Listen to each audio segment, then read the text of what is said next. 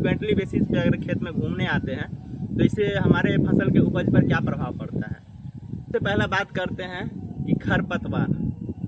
जी हाँ, आपने सही सुना।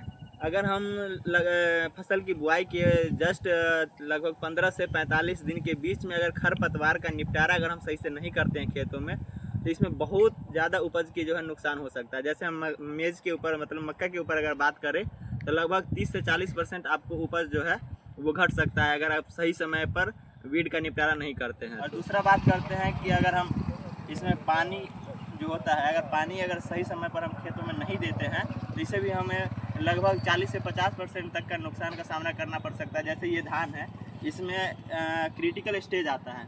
क्रिटिकल स्टेज मीन्स कि ऐसा स्टेज है जिसमें अगर हम पानी या किसी भी प्रकार का खाद उद नहीं देते हैं तो बहुत ज़्यादा नुकसान हो सकता है।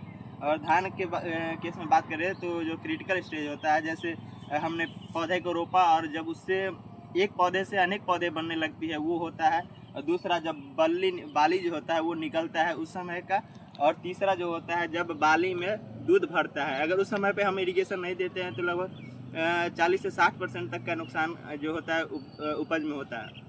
इसी में हम बात करते हैं खाद के बारे में। अगर जैसे आप देख पा रहे होंगे कि ये इस समय जो पौधे का स्टेज है वो है कि इसमें अब पेनिकल इनिशिएशन होगा, क्योंकि इसमें बाली आने की जो समय आ चुकी है, और आपको पौधा दिख रहा होगा कहीं पे पीला है कहीं पे हरा है।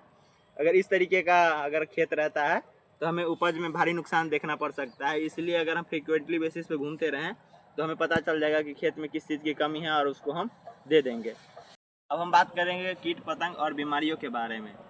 जैसे हम अगर प्रतिदिन या 2 दिन 3 दिन 4 दिन पर अगर हम खेतों में घूमने आते हैं और देखते रहेंगे कि किस तरीके का कीट जो है हमारे पौधे में लग रहा है नहीं लग रहा है, उसका सही उपचार क्या हो सकता है।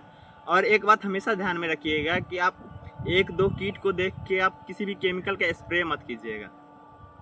इससे 2 तरीके का नुकसान होता है। एक तो आपके फसल में जो है केमिकल का असर आ जाता है जो आपके खान पान में जाएगा, और दूसरा आपका जो इकोनॉमिक जो आप खरीदिएगा केमिकल्स, उसमें जो पैसा बर्बाद जाएगा वो अलग ही जाएगा। क्योंकि एक ऐसा पॉपुलेशन मतलब जिसे हम न्यूट्रल मान सकते हैं कि जैसे 1-2 पौधे में वाइट ईयर हो जाता है धान में, जिसमें दाना नहीं भरता है। अगर 1-2 दिखता है खेत में तो आप केमिकल का स्प्रे ना करें, वो नेचुरल है।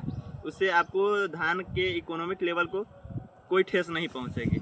अगर किसी भी प्रकार का 1-2 पौधा आपको दिखता है तो आप उसको उखाड़ के फेंक दें या उसको जला दें, केमिकल का स्प्रे ना करें। अगर यह जानकारी आपको अगर अच्छी लगी हो तो वीडियो को लाइक करें, शेयर करें। अगर इसी तरीके की जानकारी आपको चाहिए होगी तो आप इसे फॉलो भी कर लें। धन्यवाद।